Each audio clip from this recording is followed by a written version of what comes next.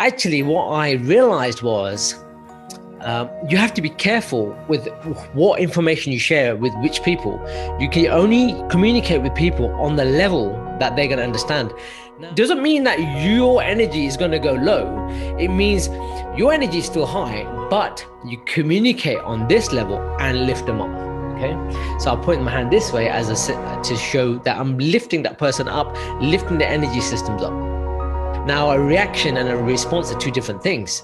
A reaction is primal, right? Somebody says something, boom, they jump on with whatever first thing that pops into their head, right? And we all know a person that, speaks first and thinks later.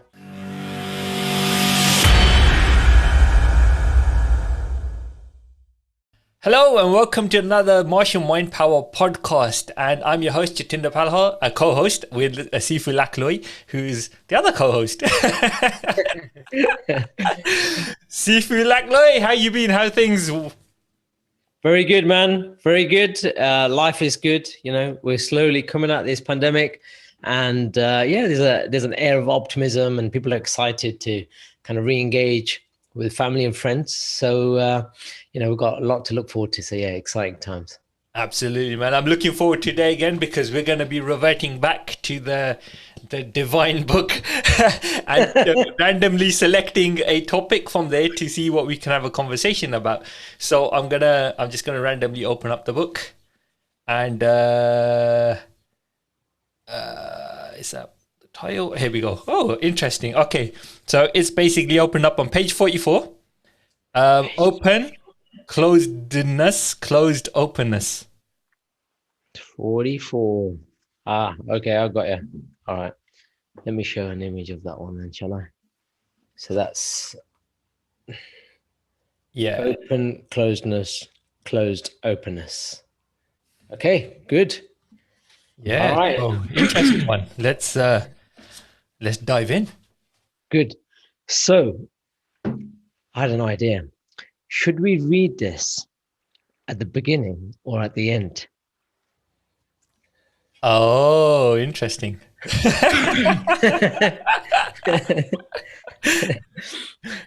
Well, let's try and pick at it then. Why don't we do that then? Because you seem a little bit indecisive, but at the same time intrigued about if we do it later, how will that work out, right? Yep. I'm going to keep you on tender hooks for a little bit longer, shall I? Definitely.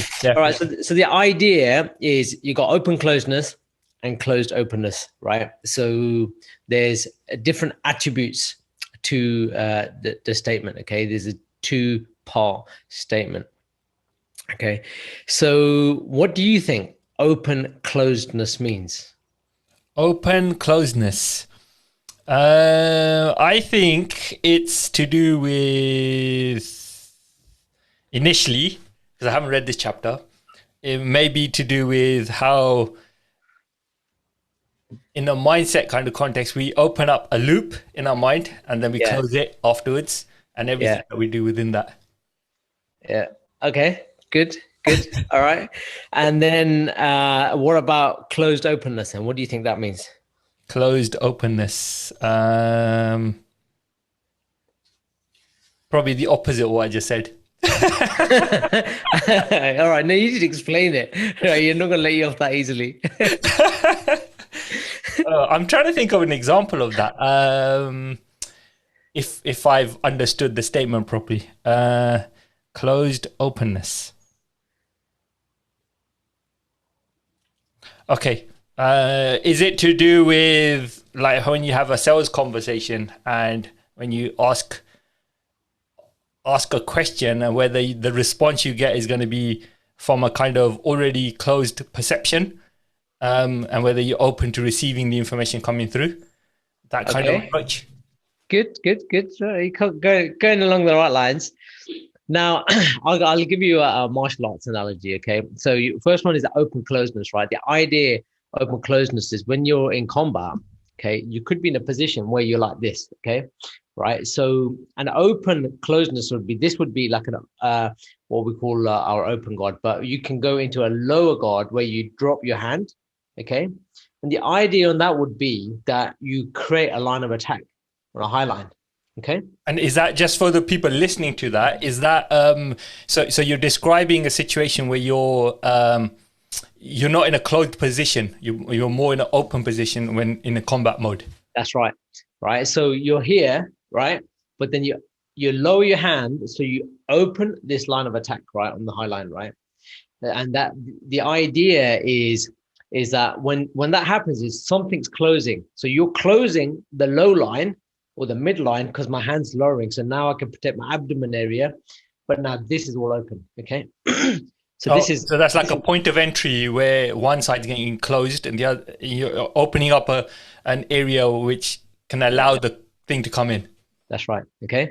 And then the other side of it, on the flip side, is you've got closed openness, is where I could go into a closed guard right here. Okay.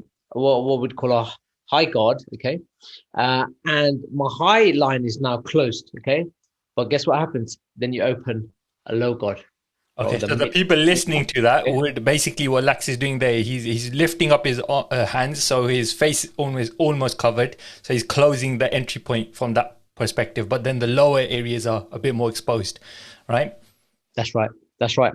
But there is a life application to this, and the life applications are obviously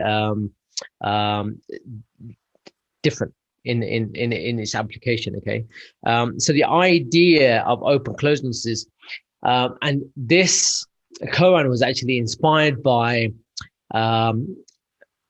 being in situations where, let's just say, you've had some enlightenment on a subject or a topic or some kind of divine wisdom, and let's just say you don't understand how to part with that information or how to carefully deploy that information or share that information with people.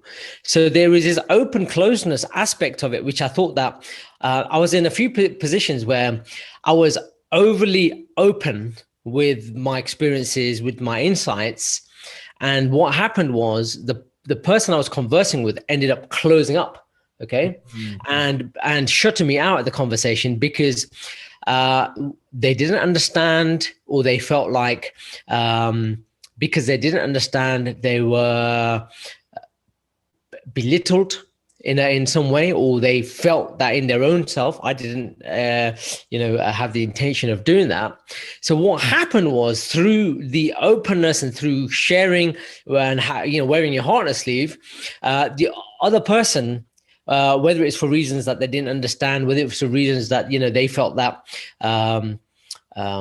indifferent, they closed up, right? And I thought that was interesting because the communication of my message was through love and for love, and the effect that it had was actually a negative one, and I thought that was really interesting. So that led me on to the flip side of it, which was the closed openness. And the closed openness was, I'll go into some examples of what kind of conversations these were, because I'm sure the listeners and the viewers are wondering, well, actually, what were you actually talking about? So the flip side, let me explain that first. The closed openness side of it was actually what I realized was, you have to be careful with what information you share with which people. You can only communicate with people on the level that they're going to understand. Now, the level on which somebody's going to understand is not a judgmental approach to, communicating and interfacing with someone where you've already made your mind up, well, this guy's a dumbass, he ain't gonna understand what I'm saying. That's exactly what I am not saying. Mm-hmm. What I am saying is, actually, you get an idea from a preamble when you have a conversation on where your, I was gonna say opponent, but where the person you're conversing with is in their level of understanding. Mm-hmm. And if you go in too far, too deep, too early, you're going to lose them. Okay. So the idea was, actually, I started to learn, and learn the skill of first of all, assessing where the person I'm conversing with or people I'm conversing with are in terms of their understanding, in terms of their belief systems, right? And then tailoring my message to their level of receptivity, so that they wouldn't close off on the conversation. And then when you start to build that rapport, you start to build that trust on that topic, then you can start to open it up, right? And again, belief systems are things that can be expansive, but things that also can be limiting as well. This is why we call them limiting beliefs, okay? It's a limiting beliefs that are the part of a person's mindset that we have to be careful of. So how do you take someone from a limiting belief and then make that an unlimiting belief, right? And this is not, you don't do this with the intention of manipulating and converting somebody. You do this with the intention of sharing something that's going to help that person be a better version of themselves. Almost like matching them from where they are with their mindset, like almost like frequency and mindset wise, matching them where they are. So when you've got that rapport with them, then you're able to lead them into a new understanding of things, or a different perception on where they're coming from, right? Absolutely. So there's this concept and science called leading and pacing. And the idea is when you build trust and you build that rapport with the person and you start to level with that person, then you can lead that direction. So I give you an example. If somebody's comes into the room, right, and is looking low, a friend or a family member, and that, you can see that, their energy systems kind of seems deflated, right? If you go in with, really high energy, right, the first thing that's going to happen is they're going to say, fuck off, right? Just get out of my face, because it's too much. They're not in that space. So why would you what's a word? Violate their space with an incongruent energy. The idea is if somebody's on a low energy, you would go in on a low energy and lift them up. Okay. That's the idea. So doesn't mean that your energy is going to go low. It means your energy is still high, but you communicate on this level and lift them up. Okay, so I'll point my hand this way to show that I'm lifting that person up, lifting the energy systems up. And by the time you finish in that conversation, the other person that you're speaking to should leave in a better state, right? You put them into a better state, into a more resourceful position, right? So this kind of really was the inspiration behind open closeness and closed openness. Right. And then there is another aspect to this, right, where, all of this is happening together, right? It's not separate from one another, right? Being open and being closed, right? Or should I say being open and being closed, right? It's not separate from one another. They come together, right? It's just like when we bow, right? So it's just understanding and honoring and respecting the energies, the states that are in play at that moment in time, and being symbiotic with it. Because once you are unsymbiotic, I love making up words, but when you're unsymbiotic with it, then essentially what happens is you end up with a clash, right? When you got two different energies in the same space, they're going to clash, and we don't want to clash. That's the whole point. We talk about the art of fighting without fighting, right? So how do you sense that? So this is in a kind of a natural real world setting, right? It's almost like in a combat state. It's almost like a window of opportunity, right? Like the kind of in a combat mode is being able to attack through. So you've seen something open, you're able to go through that, right? And That's then right. the conversational kind of format, it's when you it's almost through the conversation, matching them to realize where they are, and then being able to chat to them at the right points. That's absolutely correct, right? So I want to ask you a question then. what kind of situations or conversations do you think would lend themselves to these open closeness, closed open situations? Well, more like open closed situations where you're open about something and your opponent closes off, right? And you end up with this conflicting energy. So those kind of situations can happen. You could be in the workplace, for example. You've come up with an idea on a strategy that could work in business, and you're putting the strategy forward, and for whatever reason, the other person isn't willing to accept it. Whether it could be different, it could be just knowledge, whether it could be ego, it could be they just don't understand the kind of angle you're coming from. So Yes. then you have to create that opportunity where you can actually show them from a different angle Yeah. where this strategy could work, for example. That's just one example, right? Yeah, absolutely. Absolutely. So anywhere where there can be a difference of opinion, a difference of ideas, right? And the thing that we need to remember is that a difference of ideas is what makes the world interesting, what makes a world an adventure, right? Because if everyone had the same idea, I mean, it would be pretty boring existence, right? If everybody just always agreed with everyone, you wouldn't have any growth. Growth happens because you've got a difference of opinions, you've got a difference of ideas. There's a gap. There's a gap of progression that's happening. Okay. So I'll give you another pretty prevalent example, right? That's happening right now is the pandemic itself. I mean, we take that, right? There are, if I were to simplify things, there are the believers and the non-believers, right? Let's think about the flat earthers. There are the flat earthers and the round earthers, right? There are talk about spirituality. There are spiritual people and non-spiritual people. Talk about religion, religious people, atheists, non-religion people, and religious people, right? All of these kind of topics, and let's not forget politics and apolitical people, right? Or people that have got different political preferences, biases, and so on, right? And for all the aforementioned topics, and I'm sure there's a million others as well. So these seem to be the most kind of contentious topics that, in my personal experience, have really been the kind of topics that you have to tread carefully around, because you can offend somebody very easily. And we do live in an age where, when I was young, political correctness didn't even exist. That coinage of terms didn't exist at that time.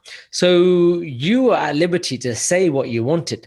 In fact, where the political correctness came from was you could also almost get away with doing whatever you wanted, right? And hurting somebody, not just mentally or psychologically, but physically. Okay. And there would be repercussions, but for the most part, a lot of people were getting away with it because there weren't no boundaries and rules and things set down. So now it's kind of gone from nothing, right, or very little to Extreme. nanny state, right? It is extreme. So now you've got that aspect of it that you need to take into consideration, right? Are you going to offend someone? So how do you get around that? How do you change that from open closedness to a closed openness, right? So you can be open with what you want to say and what you want to communicate, what message you want to share. But how can you do that with, and I always say this, with number one, congruency, number two, right, with integrity, right? Because overall, people would classify those things as respect, okay? By respecting the other person or other people that you're conversing with. Right? No, definitely. What do you think? No, absolutely, man. It's an interesting situation because I was watching something with my brother the other day, and we were talking about how when they started off this TV series, right, it was done in a particular way. And now they're like 6 series in kind of thing. And some of the original team have started falling out with the producers because apparently there's a lot of stuff that goes on in this program where it could be seen as sexist, it could be seen as the language being used is not correct, but it's all done on a in the show, it's all done on a kind of motivational level. It's done deliberately to push your buttons because you're going through that challenge, right? And it's just really interesting to see how that journey has taken place, because they started off in one realm and they're gone to another area now where these issues are popping up, and because of that they're having to change the format of the show.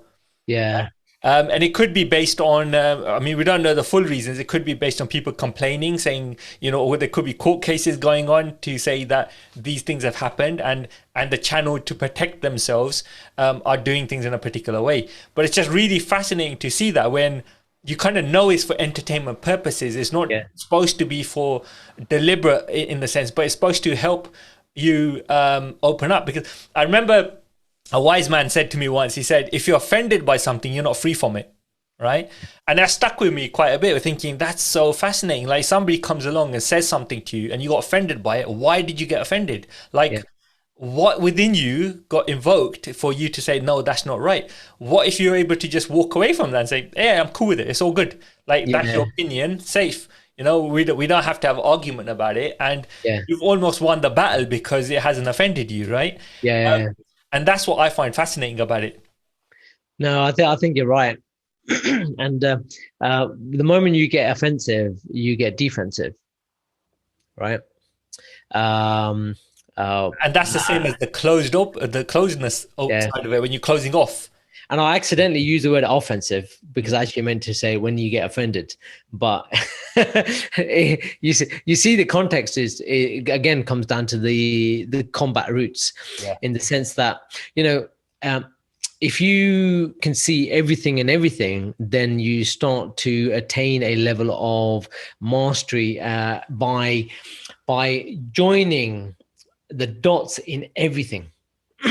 So what we're doing is we're taking the dots in martial arts and joining the dots in life, right? But you could be a musician doing the same thing. You could be a painter doing the same thing. You could be a writer doing the same thing. You could be a computer programmer doing the same thing, right? You'll see the same patterns exist in everything. And because they exist in everything, you know, we end up in a holographic universe, because it's all the same. The patterns repeat themselves in everything you look at, everything you focus on, everything that you cultivate a level and a degree of specialist skill, which is what I'm referring to as mastery. Then you'll be able to join things together, because there's a beautiful teaching that one of my Sufis once taught me, and I think you've mentioned it as well. And it says, if you take a bunch of martial arts students, I think you mentioned it actually as well. I remember. You say it. Go on. Yeah, I think I heard it when I was going a bit Bruce Lee crazy, right? I was watching all of his documentaries and everything, and it came up in one of them, and I can't remember which one. And apparently Bruce Lee said it. Apparently Bruce Lee said that if you take the students of an art, right? So if you take the students of an art and put them into a room, they're going to disagree on everything, right? But if you take the masters of an art and put them into a room, they're going to agree on everything. Yeah. And this is not just talking about the same art. We're talking about different arts, right? Yes, that's right. Exactly. That's right. Yeah, exactly. So it's like the background of these people can be different. And the thing is, it's funny. It's not like, you know, you said it applies across the board. Like, we see that, we know that happens in martial arts. You know, people come along and says, you know, my art is better than your art, kind of thing, right? And then people come along and say, my religion is better than your religion. People come along and say, no, this science methodology is better than this methodology, you know. And then people come and say, no, this health practice is better than this health practice. It's there across the whole board. The only thing that changes is just the context. Yeah, exactly. The context, the material and the medium, right? Yep. I mean, the same with music, the same with art, you know, and so on. As I say, you know, the beauty is in the eye of the beholder. But actually, I think that's a bit bollocks, to be fair, because actually the beauty is when the beholder can see everything and everything. Mm. And I think in my personal experience and opinion, that when you get to that stage, then everybody becomes one, Yes. right? Yeah. And now what's happening is it's not, this is the rap guy and this is the opera guy, which one's better. Actually, they're the same. They're Mm. just expressing their own messages through their own specific way of expressing music. Yeah, You know? exactly. It's like if you're helping cultivate the art within someone's skill set, someone's talent, something that people are very, very good at, and across different kind of things. Yeah, they could be a good martial artist, they could be a good artist, they could be a good coder, they could be anything like that. And what if you're able to help cultivate them and make them stronger and better in their art and appreciate that art, no matter what it is, because that's their skill in that particular thing, right? Now you start to appreciate them as a human being, and it's almost being thinking, I see the divine, man. I see your skill and what you bring to the world, right? Do you know what? You've just said something that's really magical there, right? And that is, I see the divine, or should I say, go a bit further and say, I see the divine in you, Mm. because we all are divinity. But the thing is, we're afraid. We're afraid of being divine because there is this overwhelming sense that, how do I live up to that? I'm a sinner, I do this, I do that, whatever. My past is full of all this crap, right? How can I be a divine? Well, we have been gifted with all the resources and faculties, right, to use that in a constructive manner or a destructive manner. Notice I didn't say good or bad, right? Because that's the trap. Okay. Right. And the thing is, you can always change that. You can decide right now, you know what, I want to change my way and I want to do something constructive. I'm fed up with this destructivity. I want to go into constructivity, creativity, right? Innovativity, right? Right. And you can and you can get into that state, and you can get into that frame of mind and create something that will eventually not, and I'm again, remember we talked about the happiness hoax, not necessarily makes you happy, but attain a level of blissfulness, okay? A contentment, a peace, a harmony, right? A state where is much greater than a momentary, happiness, okay? So I think that's really important, and we've got the ability to do that. And when you start to, the other thing I wanted to quickly mention was, you've got this openness, right? This openness doesn't necessarily mean that you have to feel that you're inhibited in yourself, right? It's just a sense of gently, like when you sow a seed, flat, you water it, you apply sunshine, and that seed starts to grow, right? And then as it grows, you continue to nurture that until the plant blossoms and the flower blooms, okay, or flowers bloom, right? And that's really what this whole closed openness aspect of it is. Don't expect immediate results. Don't expect someone to change their limiting beliefs in a second and become an unlimiting belief, or it becoming your belief or your way of seeing things. It's a process, and that process can take minutes, can take hours, can take days, can take months, can take years, right? Can take decades. But it's down to the individual. And if you honor them, the likelihood that you'll be able to lead them into a more resourceful space is going to be better. No, But we've all, when we talk about rapport, one of the things that I need to reinforce here is, if you do it to manipulate someone, right, you've got one chance at trust. And I always say, you can trust somebody up until the point they give you a reason not to trust them, right?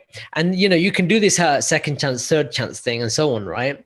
But it depends what level you operate. Okay, if you operate on a physical ground zero level, right, then you're going to go through that. I'll give you a chance, or I'll give you a second chance, I'll give you a third chance, or whatever, right? And that could go into a different kind of cycle, right? Which is a topic for another day. The other aspect of working is you work in an energetic space, right? And that is you feel the energy where the other person or persons are in a given moment in time, and then you take that energy, or you sense that energy, and you work with that. Now, as human beings, we've become human doings. We just do a lot of shit, right? Whereas really, as human beings, we have an ethereal senses within us to fuel energy, to be able to understand where people are. And when you're operating at a higher level, as in like you're in tune with yourself, and that doesn't mean somebody's better than another. It just means they've cultivated a skill, cultivated some of the faculties everybody's got inside them.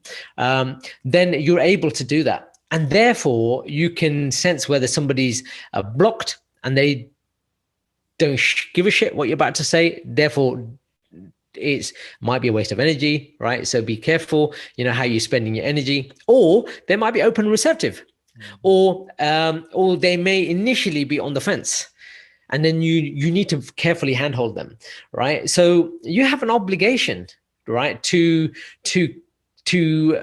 handhold somebody, especially if somebody's lost. On the flip side, if you don't know what you're talking about, then it's better to stay quiet, right? Because there's far too much noise as well. They always say, the empty vessels make the most noise. And I must say that in my experience, the people that do just talk about too much tend to have very little substance in it, right? So stand back, not physically, but as in like mentally, just step back, assess the conversation. And the person that speaks last is usually the wisest. And the reason for that is because you've taken the time to listen. And one of the things that happens in a conversation is people talk to respond, but talk to react, but they don't listen to respond. Okay. Now, a reaction and a response are two different things. A reaction is primal, right? Somebody says something, boom, they jump on with whatever first thing that pops into their head, right? And we all know a person that, speaks first and thinks later. Okay. All right. And some of the stuff that comes out their mouth, you'll be like, oh my God, you didn't just say that. Oh, yes, they did. Right. Everybody knows that somebody like that or have come across a person like that. And that's because their unconscious thought processes are stronger than their conscious thought processes. Right. Which means that they literally speak before they think. Okay. And this is to do with some cognitive processes, the way where we're all wired. But you can train that. And then you've got the other type of person that actually responds, listens, digest the information that is being shared, is being spoken about, and then through either experience, through knowledge, through skill, will then respond, right, with intelligently. Now, an intelligent response is that which is a culmination of taking all the comments and feedback on board and then responding with something that's going to add value, right? And if it doesn't add value, or if it doesn't help the situation, then if it doesn't have truth in it, then what's the point? And if it's not useful, then what's the point? So this is some of the things that we need to be mindful of when we are in a situation where we're conversing, and we want to and just conversing in general, first and foremost. And secondly, if you want to be better at communicating, especially with when you're making a key point that's going to hit home and leave an impression. No, absolutely. Like, I mean, what one of the things I find helpful, you alluded to earlier on, when people think of a situation or scenario as good as bad, it's not really productive. But if you change your context on that to what works and what doesn't work, it puts a whole new twist on the whole thing, right? Yeah. Because now it's about being productive, it's proactive. It's like you said, you take in the information, you look at it and think, how can I add more value to this? How can I make this work as opposed to not work, right? Yeah. Which I think is fascinating. And I think that's a very good point to come from, is what works and what doesn't work, and do more of what works, as opposed to the stuff that closes situations off. Yeah, no, absolutely, absolutely. So it was interesting, and um, I think, you know, when you do get into a position where you know, you can help somebody, help lead somebody, and especially if you're leading somebody knowing where you're going to take them, then it's really powerful. Like I said, um, um, you must, if you're going to lead someone, be leading somebody in a place that is going to make them a better version of themselves. It's going to add value to them. It's going to not just add value to them, but add value to others, add value to the environment, add value to the environment, right? So there's a lot of things that we need to take into consideration here, because our the things we say and the things we do have consequences, and the things we don't say and the things we don't do have consequences. Right? And we have to be cognizant of the fact that sometimes saying nothing is the best thing we could do. Sometimes saying nothing is the worst thing we could do. Yeah. Right. On the flip side, saying something can be the best thing you could do. Sometimes saying something is the worst thing you can do. Right. So, you know, when you take that into consideration, you know, this is not to scare people in conversing and communicating and sharing messages, but actually is to help one to be more intelligent and more conscious in communication.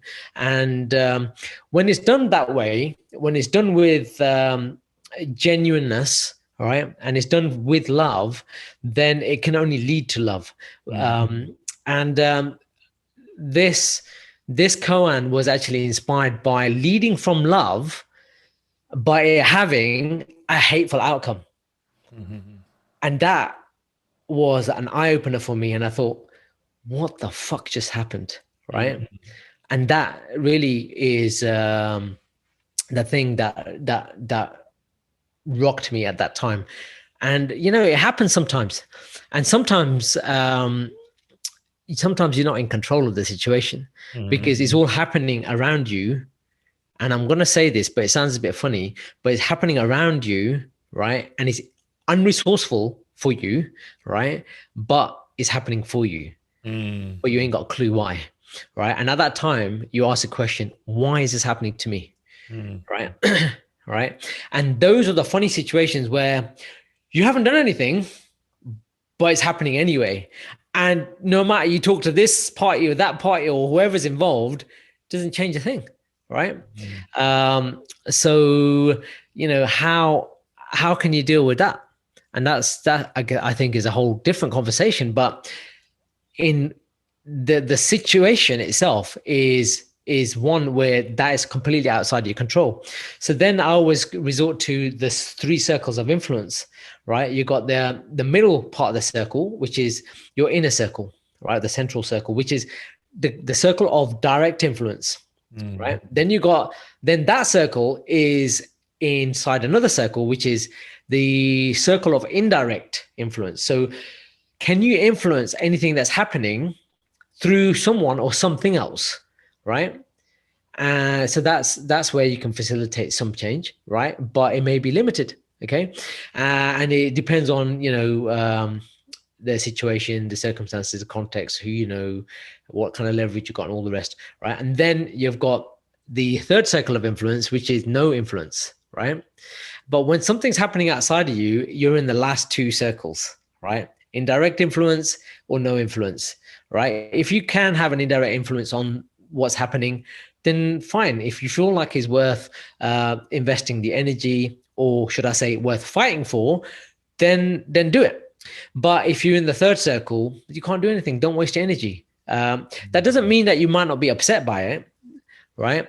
And sometimes when things are happening outside of you for you, sometimes they're also resourceful, right? In which case you're laughing, right? You're like, yes, right?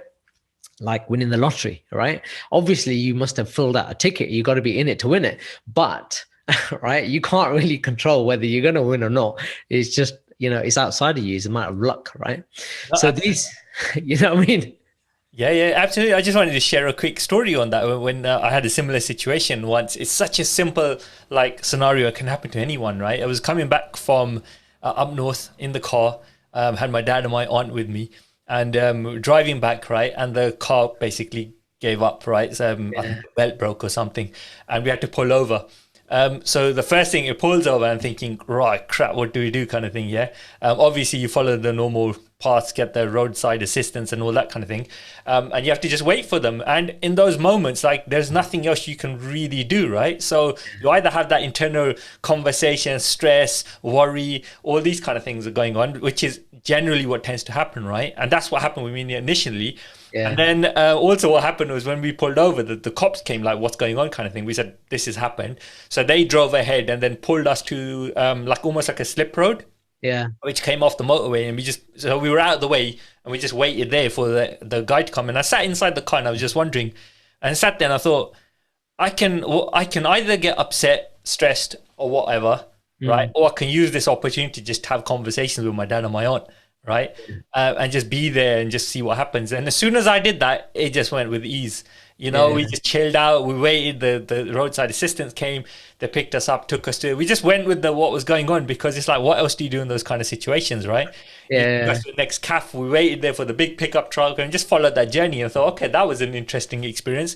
Got home late, but we just went with the flow and thought, what else? That's one of those situations, isn't it? Like, the car broke down. There's nothing I could do about that apart from call for a solution. But it's what goes on in the mind in those moments. It's simple things like that, but that's where martial mind power kicks in.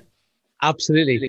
You know what? I had a similar situation as well once, right? My sister, she got married, and it was out in UAE. She was living and working in Abu Dhabi at the time.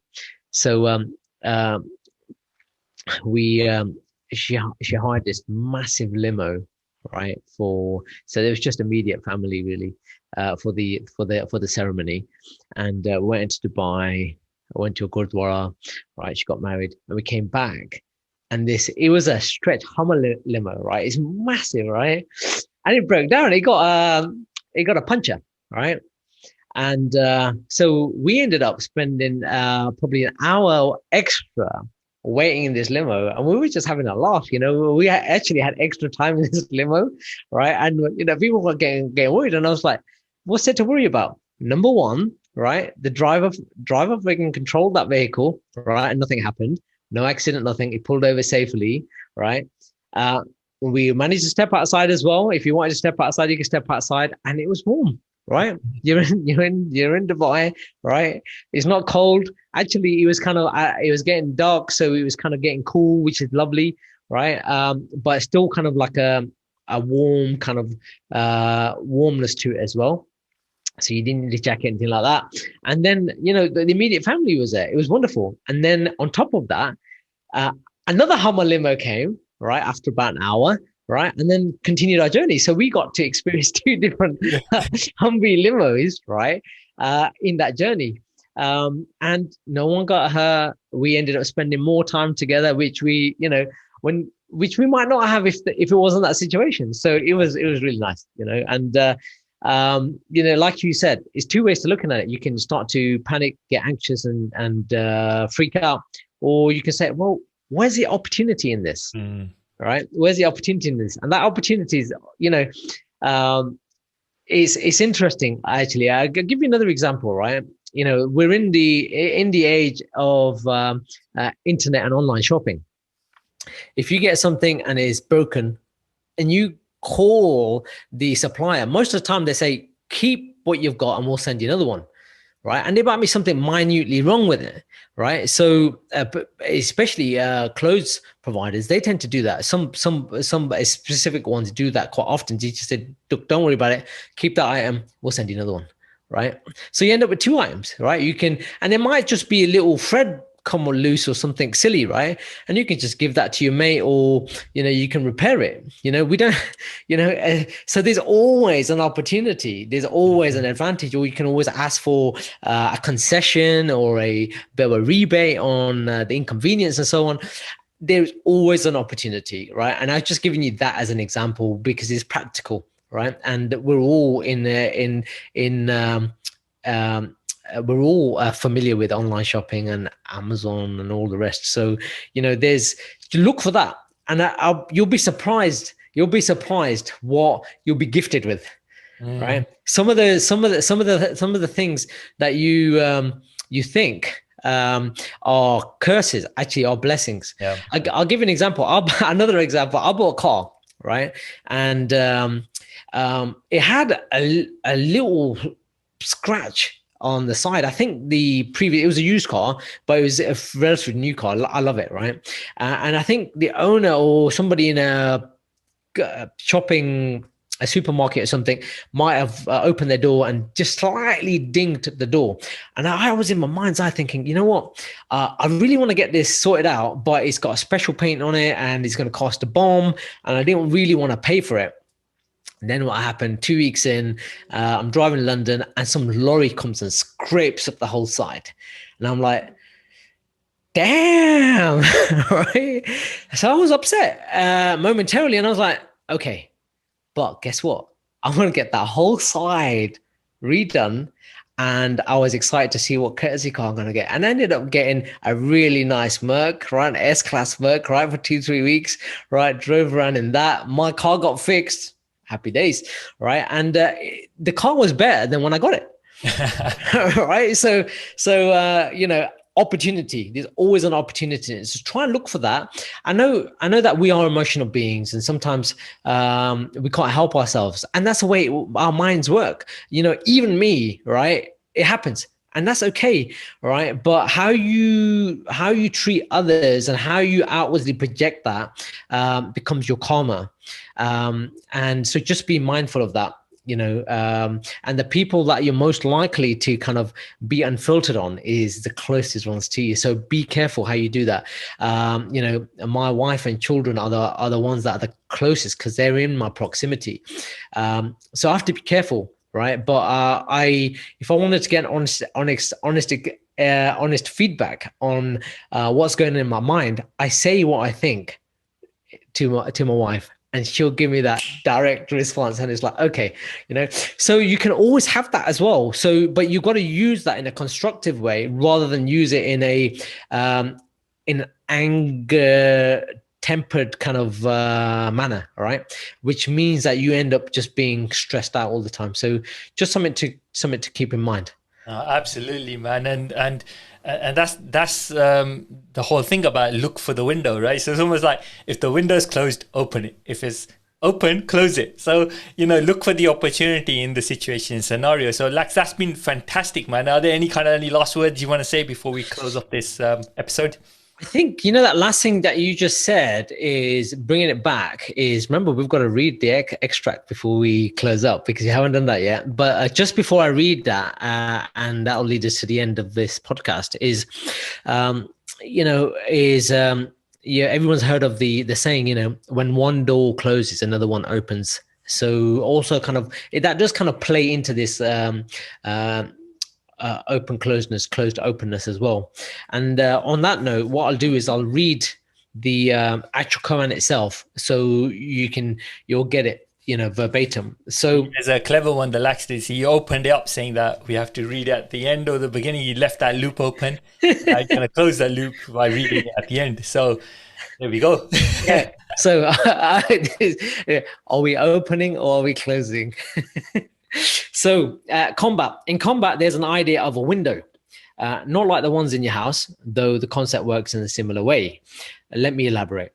Open closeness. In combat, if you lower your lead hand guard, you open a window on the high line upon which your opponent can attack you, whilst you close a window on the low line on which your guard sits and protects you now.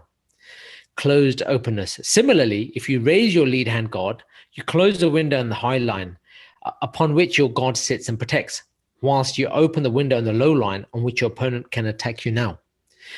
Whenever a weapon opens a window, for example, the lead hand guard, another one closes. Whenever a window closes, another one opens. So that goes into the, when one door opens, another one, when one door closes, another one opens, and so on. So life works in pretty much the same way. Have you ever been in a situation where open closedness, you're open with someone and you find your openness confining because your conversationalist does not understand your message and tries to shut you down before you've made your point, or simply is not interested and closes you out, maybe while still pretending to listen? Closed openness. On the other hand, you may close yourself off in a conversation and say nothing at all. And all of a sudden, your conversationalist opens up and starts to pour their heart out to fill the gap in the window. And finally, modality. There is a dynamic interplay of openness and closeness happening all the time. Like a perfect play or elegant dance, we have to learn to listen to our inner compass and intuition to guide us so we can make our moves and truly enjoy the dance of life. Wow. Thank you for reading that, Sifu Lakloi. And I think on that note, we will bring this episode to a close. Right? And open up a new one next time. So thank you very much, Lex. Thank you. This is our closed openness, but we're closing, but actually we're open. All right, everyone. I hope you had a fantastic time, and we shall catch you on the next one. Until then, take care, guys.